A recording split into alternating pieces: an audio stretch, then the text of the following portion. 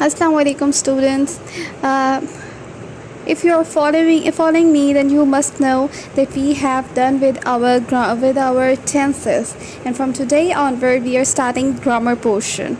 And which grammar portion? You should remember that we were doing our text. We have done with our textbook, and we haven't done the grammar portion of our textbook. From today's onward, we are starting the grammar portion of our textbook, and we will touch our grammar English and composition book too.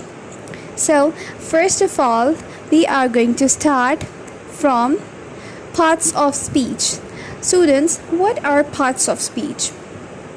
We have a clear and easy definition of parts of speech over here in your grammar book, English grammar and composition.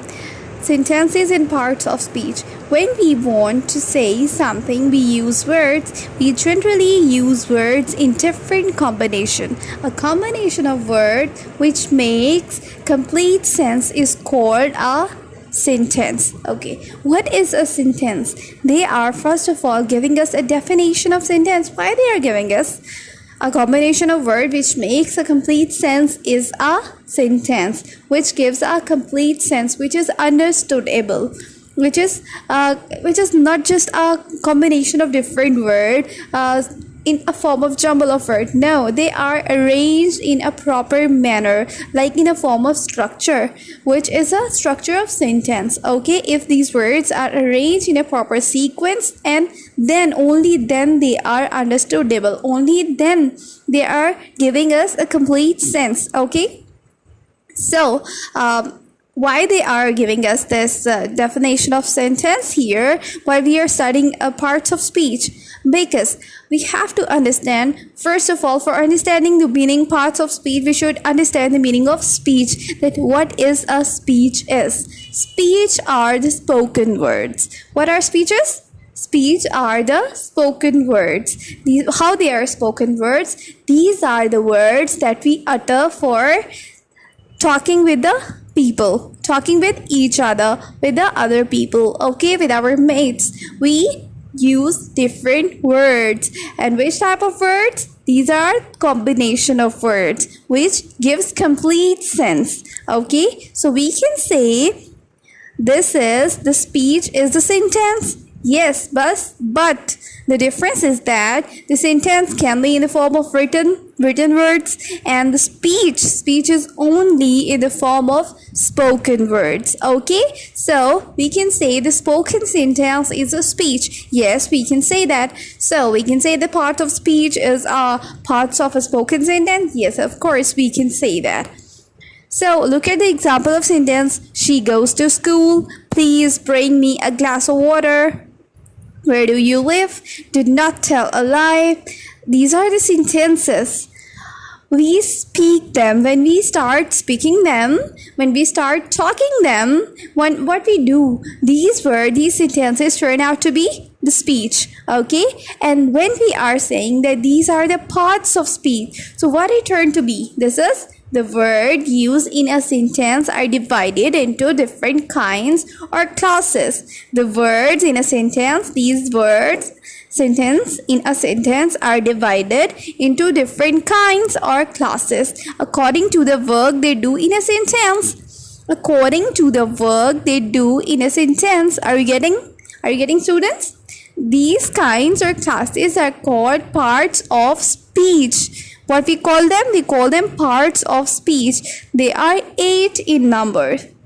According to the work these words do in a sentence, they are divided into different parts.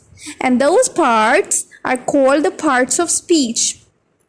They are 8 in number: noun, pronoun, adjective, preposition, verb, adverb, conjunction, and interjection. What are they?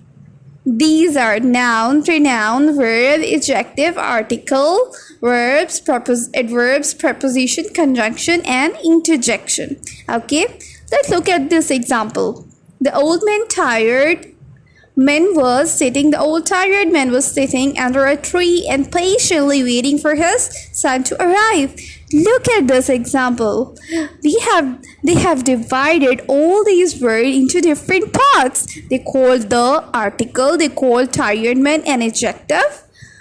Tired noun, an adjective, man, noun, was and sitting as a verb, under as a preposition, as article, tree as noun, and as conjunction, patiently adverb, waiting verb, for preposition, his pronoun, son, noun, to arrive verb.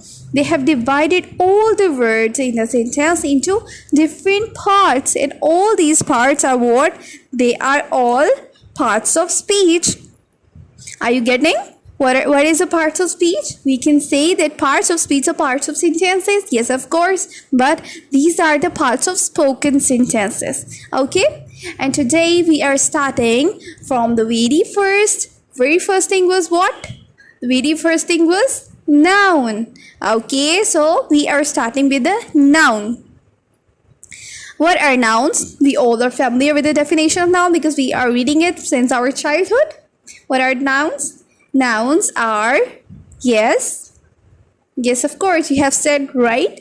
Nouns are name of place, person, or thing. And what I always say the noun is a name of everything in the world, whether that is of idea, whether that is of feeling, whether that is material thing, whether that is of common or proper, whether that is countable or uncountable, whether that is collective or anything, whether that is feeling. If we are giving it a name, then it's a noun.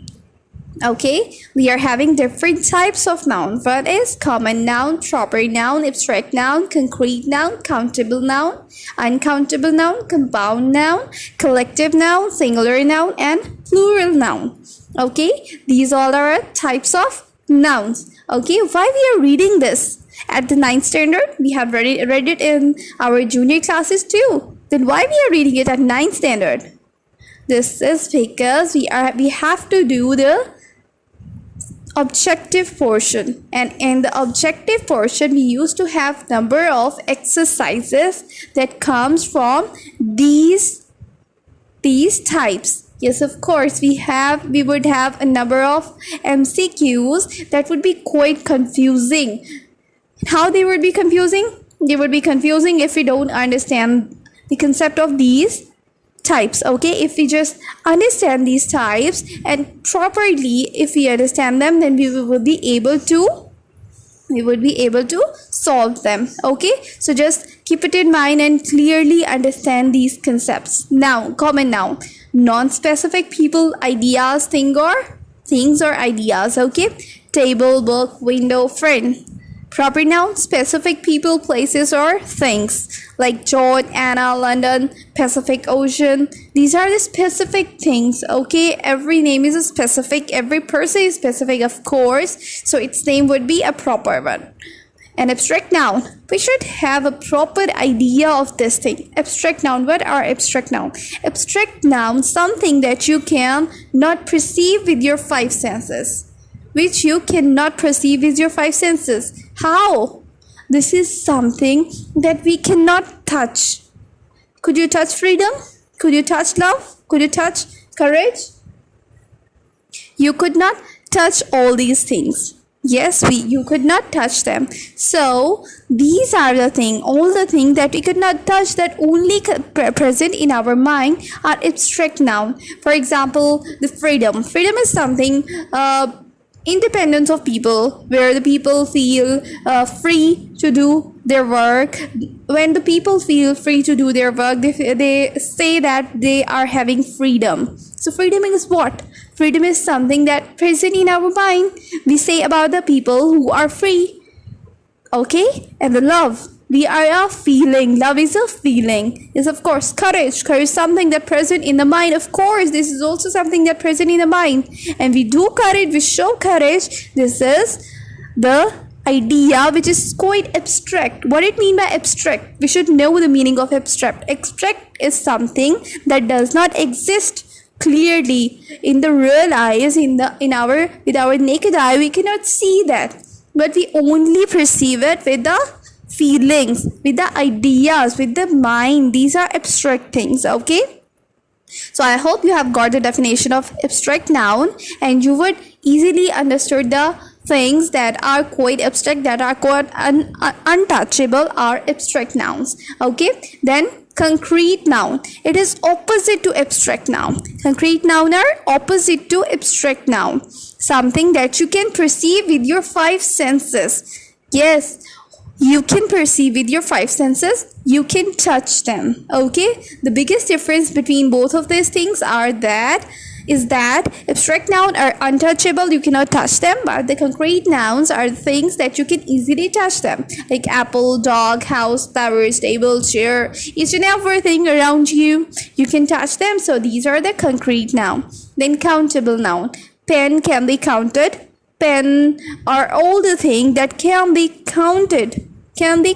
All the things that can be counted. Pen, pencils, oranges, bananas, fruits, names, or anything that you can count. Table, chair, you can count number of chairs, you can count number of tables. So these are the countable noun.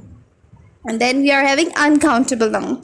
That cannot be counted. It's opposite to countable noun. Okay?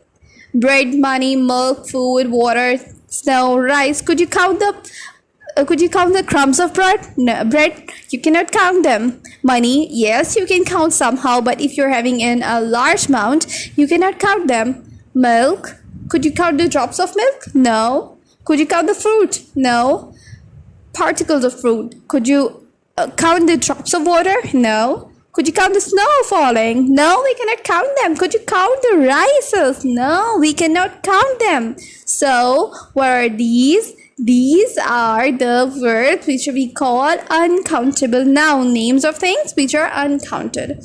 Then compound noun, made up of two or more smaller words. The words which are made up of two or three words, more than two words, are called compound nouns, like sister-in-law. There are three words, sister-in-law.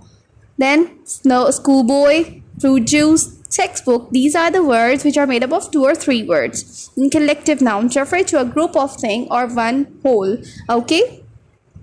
We are having bunch, audience, flock, group, family. These are collective nouns, are the words which identify a group of things. Like we are having bunch. Bunch, what is bunch? Bunch of grape. If I'm talking about the bunch of grape, in a bunch of grape, I'm saying the bunch, which is a single word. But in a bunch of grape, there are number of grapes. There are number of grapes in a bunch. Like in audience, if I am talking about the audience, there are number of people. There is no a single person. Yes, of course, a single one would be an audience, but there would be, if I am talking about the audience, it would mean that I am talking to a number of people. But the single word has used, like the same, I have used the bunch, only a single word, but it has a number of grapes. In the same way, I am talking about the audience, it's a single word, but I am talking to the number of people, like flock of sheep. What it mean by flock of sheep? It means that I am having a number of sheep. Okay? Keep remember the plural of sheep is a sheep, not sheeps. Don't say that the plural of sheep is sheeps. No, the plural of sheep is also sheep. Then group, family, etc. Singular noun. Where singular noun refer to one person, place, thing, or idea. Dog, horse, ship, money, hero, etc. These are the single thing, or the single thing are singular noun. Then we are having plural noun, opposite to singular, refer to more than one person, place, thing, or ideas. These other things are dogs, houses. We can convert this singular into plural, like dog, dogs, ships. Sheeps. I'm not talking about sheep. You would say that, teacher, you have said flock of sheep, so and here you are saying that this is the sheeps. That sheep was the sheep animal, and this that was sheep, and this ship is, what is ship? It's a kind of boat. Yes, it's a big boat. Money, hero, For the plural, it would be monkeys and heroes. Okay, I think that you have got the concept of types of nouns. Okay, so let's move towards our grammar portion, which is at your English grammar and composition book. Okay, let's start reading about the noun, what our book is saying. We have got all the types of noun. Now let's look at towards our grammar book. Noun is a word we use to name person, place, or thing, which we can touch, smell, hear, taste, or think. For example,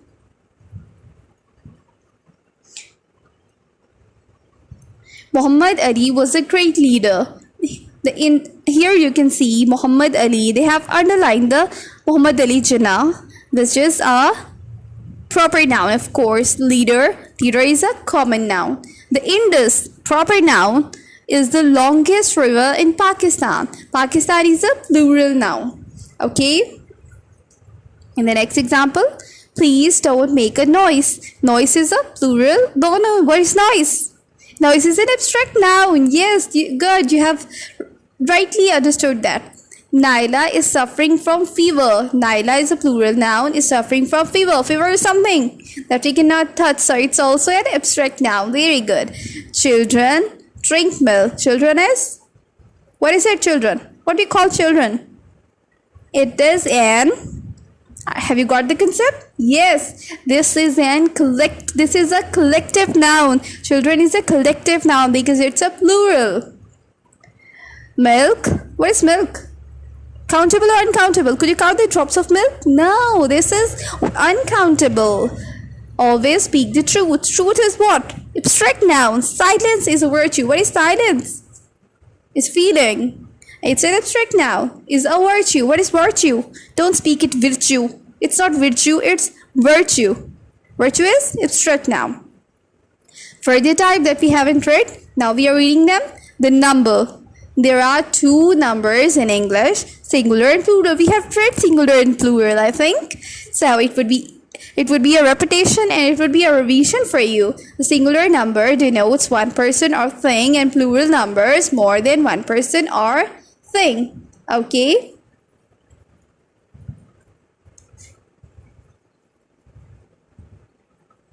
Now, some nouns and their plurals. You can see them on your book. Page number would be 150. Okay. Moving forward. You're having some singular and their plural and how to write them. Brother-in-law. We would not write brother-in-laws, but we would write in the plural form brothers-in-law. Sisters-in-law. Sisters. S would become with the brothers and sisters, not with the laws. Okay. You would have a number of words. You should learn them. Then some nouns are used only in a plural. Okay, these are the words that only be used in a form of a plural, that wouldn't come in a form of singular, like trousers. Don't say, if you're used to say the trouser, so from today's onward start saying trousers, because trouser is not a word, trousers is a word, jeans is a word, riches is a word, spectacles, tidings, and scissors. Don't say scissor. From today's onward, start saying scissors, okay, for a single one. Some nouns are used only in a singular. These words only present in a form of singular. Whether you are talking about a singular thing or plural thing, they would always come in a form of plural, like news, physics, innings, politics, mathematics, mechanics. Okay, the noun gender. What is gender? Yes, male, female. Yes, of course, these are the gender. Gender shows the difference of the sex. It is of four kinds. A noun that denotes a male is said to be masculine gender, a boy, loin, Adnan, etc. So what is a gender? Gender is a difference of sex. How? One is men and the women. Okay? A noun that denotes a female is said to be the feminine gender. Girl, lioness. A noun that denotes the either sex is said to be of common gender, cousin, baby, or friend. These are the common gender that are commonly present. And commonly present, how they are commonly present? We would use cousin whether he is he or whether she is she. Yes, of course, whether that is whether she is girl or whether he is boy. So we would say the same word, cousin. And the baby, for the baby boy or for the baby girl, we would use the same word, that is baby. A friend, whether that is single whether that is girl or boy, we would use the same word. The noun that denotes lifeless thing is said to be of neuter gender. Lifeless thing, all the things that are not living, we would call them neuter gender, like apple, book, knife, all the non-living thing. Okay. Some common nouns of their female genders are here. You have to learn this. Okay, we have done with the noun. So let's move towards the exercise. Exercise from our textbook. On the chapter 3,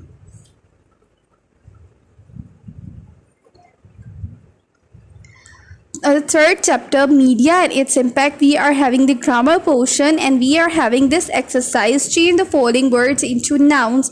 These words are verbs and we have to change these verbs into nouns. Okay, this is the first noun exercise.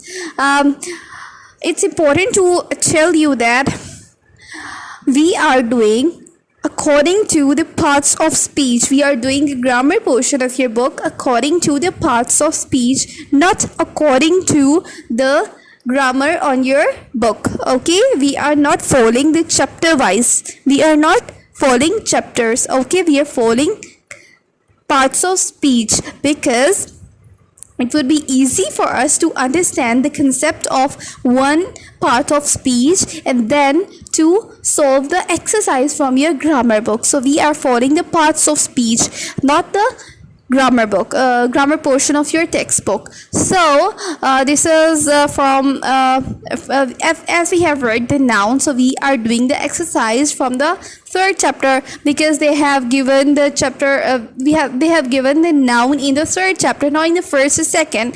They have given so random exercises in their textbook. Our textbook, the grammar portion is so random. Either in you would see that there are a number of exercises which are in the starting that should be in the end. You would see noun in the third, as you have seen the noun in the third chapter, not in the first one, as we should have now in the first chapter, and it should be in sequence, but it's not in sequence, so we are doing it in a sequence. And how we are doing the first parts of speech, that is noun. So we would do all the parts of speech related to all the things related to noun in the grammar here. Okay, first is doctor are concerned with dash of the patient. The word is save, and it would be turned out to be as a noun. What would be?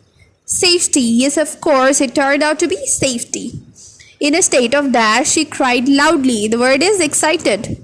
What would we use for the noun?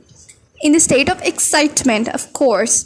Floods often cause large scale devastating. The word is here. The word turned out to be devastation. Positive dash will keep you healthy, active.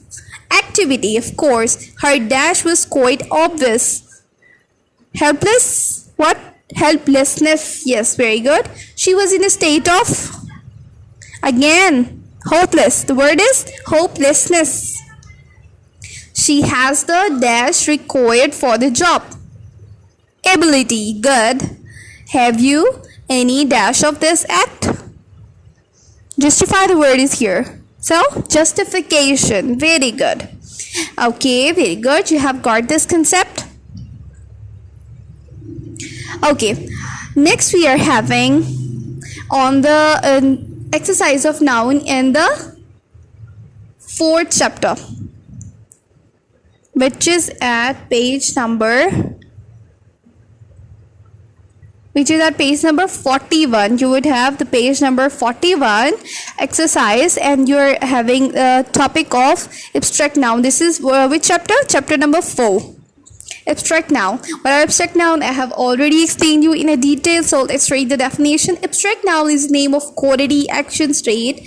Abstract nouns are formed from adjective, verbs, and common nouns. Examples: she faced very calamity of life with the patience and valor.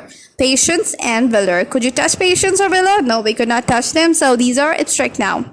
Underline the abstract noun in the paragraph 4. This is your homework. You have to do it, okay, on your notes. Form abstract noun from the following adjectives and verbs. Use these nouns in sentences of your own. This is also your homework, but I would help you to convert these adjective and verbs into abstract noun, okay? I would help you, but you have to make the sentences of your own, okay? The word is courage. And what it would be as abstract noun? Courage would be a courageous word would be turned out to be courage. I'm sorry. Then we're having empty. Learn the pronunciation of empty. It's not empty. Empty is not a word. The right pronunciation of this word is empty. The P is silent here, okay? And then we turn it to be abstract noun. It would be emptiness. Emptiness. Difficult. But it would be difficulty. Generous. Generosity. Resolute. Resolution. Suffer. Suffering. I have told you the